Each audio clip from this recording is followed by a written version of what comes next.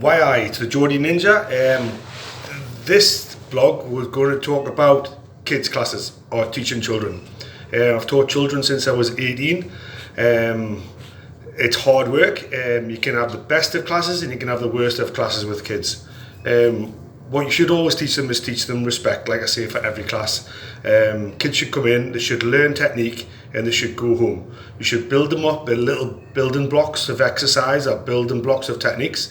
At the AFC, we teach 4-year-olds to 6-year-olds, 6-year-olds to 8-year-olds, 8-year-olds to 12-year-olds, and then teen classes following on. We do a mixed syllabus, so they'll do bits of self-defense. The Terrapins are doing self-defense this term. They'll do kickboxing, they'll do grappling, they'll do boxing work. They'll do some weaponry as they get a little bit older. But what you're doing is teaching principles of the core arts that we teach. So each little segment will give them a little bit more knowledge, giving them in bite-sized little pieces so you'll be able to help them. What I found is over the years is getting people to grading. We have 3 gradings per year. It's in 3 terms. We have an off syllabus during the summer months because concentration is not good. We'll do something every week to keep them interested, in a sense. Little specials every week. On the term times, they're structured. What notoriously happens is people can't come in on the grading day because they're going to Cubs or they're going to something else. Nana's great Christmas party and things like that. It's 3 times out of a year. 3 times for an hour or 2 hours. For the whole term that they've been training, they should be able to showcase what they're doing. A lot of people, I can't do that one, just change it for us. No, I'm not going to change it for you. There's certain cases where I will change it for you, but we do really need you to come to a grading. And then they argue, then they create, then they leave. I also get kids that haven't been in all term get deeply offended when I say you can't grade because you haven't done enough number of classes. Oh, well, he's been practicing at home, he's been doing this. No, that doesn't create the social interaction that you actually need. And why should everyone come for the term? You come for half it and still be eligible to grade. Sometimes the kids are really good and they probably could grade, but out of the principle of not turning up for half of the term, why should they grade? You would never be able to do that at school, so you shouldn't be able to do that here. Parents get deeply offended, they get shocked by the word no, they get irate. Sometimes the kids will leave because of that. I'm not going to change how we deal with that in that sense. There should be no leeway in that form.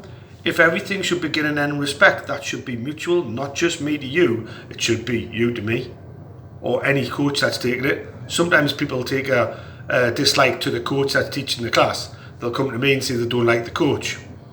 Sometimes you'll go to school, you might not like the teacher, but you'll enjoy the subject. You're going to do it anyway. You should do it anyway. It's going to be a very extreme case where you would change the coach. The coach is there for a job. Just because you don't like the coach, or they might have pulled you for something that you might have never got pulled at for your life, it doesn't make any difference. Just get on with it. Just suck it up, princess, and get on with it. It sounds like I'm being very hard on it. I love teaching the kids classes and I love watching the development and growth, but our kids classes, it'll take between 5 and 7 years to get a black belt. Little Johnny's not going to get a black belt in a year and a half because he stamps his feet and harasses his parents till they're paid for a black belt and get something off.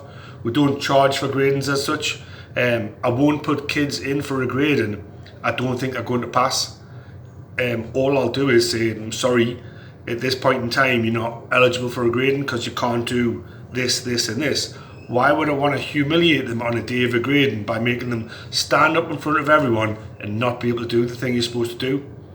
Years ago I had a situation where it was a kata movement where there's 18 movements and someone was adamant that their child could do it and I said they can't. So we went, no, please make them do it. They managed to do 3 of the stances out of 18 and they couldn't understand why I wouldn't pass them. If you can only do 3 movements out of 18, why would I ever pass you? It's been disrespectful to the other kids that have tried hard and practiced, disrespectful to the parents that brought those kids every week, and it's also disrespectful to the child that thinks that can know it and they don't know it. saying no to a child is really difficult. I understand that. I have daughters. It's really difficult to say, but for the rest of their life, they're going to be told no in certain circumstances. I'm not being nasty, I'm not being hard, I'm being real. We'll nurture the children as best we can, we'll encourage them, we'll always pull them forward. It's amazing seeing the development. I can watch them going from white belt to black belt, and it's just an amazing feeling. It's heartfelt when they achieve a grade. I'm so proud of them. Some of them, they have so many struggles that they overcome, and being a part of their life is a respect and honour that I would never take away. But you would always teach them just martial arts. You'll teach them fitness, but fitness isn't the be all and end all. I don't want to teach them how to do a press up.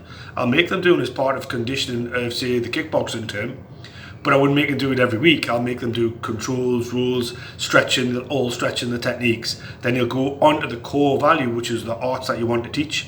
I don't want to teach a kid, you're not going to get a black belt in press ups, you're not going to get a black belt in sit ups. If you want to do core, you can do core, but it should be the martial arts that you pass over.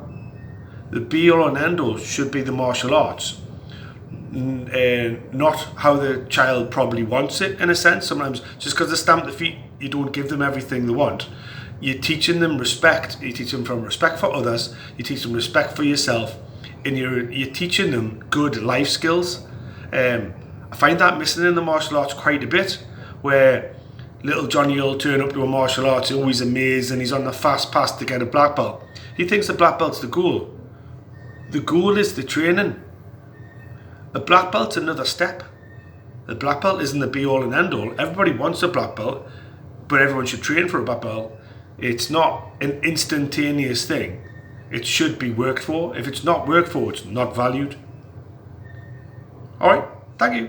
Take it easy.